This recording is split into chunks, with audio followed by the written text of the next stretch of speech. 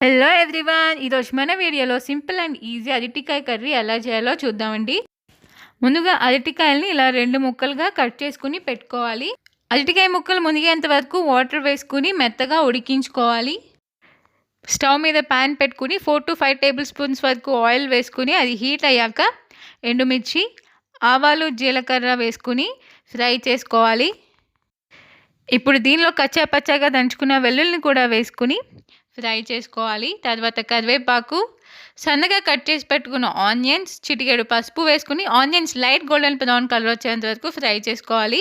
తర్వాత దీనిలో అల్లం వెల్లుల్లి పేస్ట్ వేసుకుని అల్లం వెల్లుల్లి పేస్ట్ పచ్చి వాసన పోయేంత వరకు ఫ్రై చేసుకోవాలి. ఇప్పుడు దీనిలో ముందుగా ఉడికించి కట్ చేసి పెట్టుకున్న అరటికాయ ముక్కలు కూడా వేసుకుని ఒకసారి బాగా ఫ్రై చేసుకోవాలి. తర్వాత దీనిలో ఉప్పు, కారం, ఫైనల్గా గరం మసాలా కూడా వేసుకుంటే అంతేనండి, కర్రీ రెడీ అయిపోతుంది. ఇది మనం ఆల్రెడీ ఉడికించుకున్నాం కాబట్టి ఎక్కువ ఫ్రై చేయాలి.